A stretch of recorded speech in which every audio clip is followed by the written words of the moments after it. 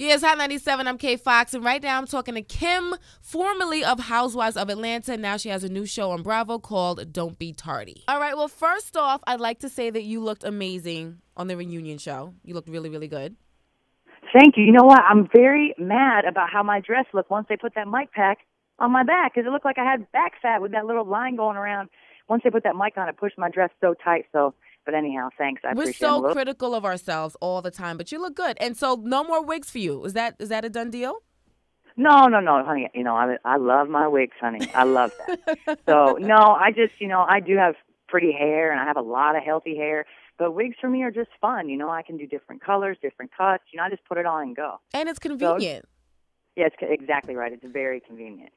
Now, one thing that I did notice that was going on with the reunion show was this whole ordeal about a baby name named Cash or something. What's going on with that? Because I'm still a little confused in the whole situation. Well, Kandi had accused me of, quote-unquote, stealing Cash's name from her.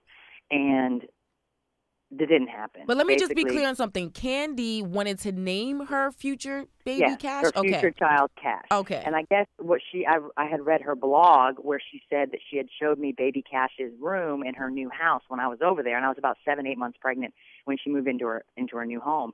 So I brought some documentation that proves that I put Cash Cade into an LLC long before she ever moved into her house, long before I ever saw her house. And I also told her last night, you don't think that if you showed me, quote-unquote, baby Cash's room in your house, that Bravo wouldn't air that? Like, give me a break. I didn't get the name from her. I'm not that person, you know? So I just basically had to prove her and shut her down. I don't appreciate her accusing me of something so ridiculous. It just seems like a random name, though, Cash, that you both would want to name your son Cash. It's just so random. I don't know. It's weird.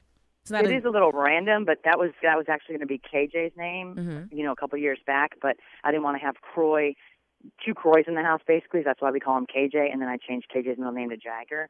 So instead of Evan, which is Croy's. But anyhow, it is kind of a random name, but you can dig up articles from me, in Life and Style a couple of years ago, talking about baby names, and I had said in there where I was actually reading a magazine, and I was reading about Jessica Alba's husband, Cash Warren, and I called Croy, and I said, I love the name Cash, and we can do it with a K, and that was it. Like, we just loved the name. Okay. And that was it. So I don't know if Kandi heard it from one of my friends and told her, because it was no secret what I was naming the baby. I wasn't trying to be secretive with it.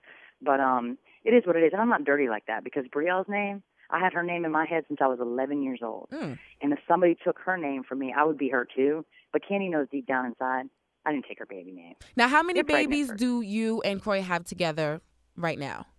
The 2 boys. 2 boys, and then you have the 2 girls. Yes. So you got a full house over there. I sure do, honey. And I love it. Now, the other thing that you and Kandi were going through, there's a lot of tension with this song when she helped you, when you wanted to pursue your music career, the Tardy for the Party. What's going on with that lawsuit? I just filed my response this morning in the courts. So I'm sure you'll be seeing that here shortly today in the media. But basically, Tardy for the Party was written by my daughter when she was 9 years old, long before Kandi ever came on to Housewives. If you go back to season 1, NeNe and I were singing Don't Be Tardy on season 1 before Kandi was ever on the show or I ever knew of Kandi. It was a country version. When Kandi came on season 2 of Housewives, Bravo thought it'd be a great idea, since she does have talent, to go ahead and remix a song and, make it hot. Well, she did. And I've paid Kandi. In fact, I've overpaid her. And in the media today, I'm sure my documents that I've filed in the courts this morning, it has, the checks that I've written her and the check that she, in fact, wrote me back. So what really bothers me about that is you've kind of put out there that I didn't, Kandi basically put out there that I didn't pay her. In fact, I've overpaid her. And I'm not dirty like that. Like, I appreciate the song. I wanted to be a one-hit wonder, per se. The song was really successful. I had a lot of fun doing it. And I'm not dirty like that. But you wait until the day before the reunion in Atlanta to file a lawsuit against me? For what? Like, it doesn't even make sense. But I've always kind of got this drama surrounding me with certain situations, and Kandi really doesn't. So when Kandi says, Kim didn't pay me, people just automatically believe that. I'm not like that. I'm not that girl. Now, do you think that it was weird that the raw audio from the song, your vocals, were leaked on the internet? Kandi will do anything to get ratings on her show. And so what, you think it was Kandi that did that? Absolutely, because the guy that plays it, or that quote-unquote had it and leaked it, works for Kandi. So, of course, and nobody else has that but Kandi. So, and she edited that too. So, I mean, but at the end of the day, like, you know what? Karma, honey. You can't do that to people. Like, you have this private, audio of me and you in the studio, and you go and even edit that to make it 10 times worse than it actually is, and then you put it out into the media? For what?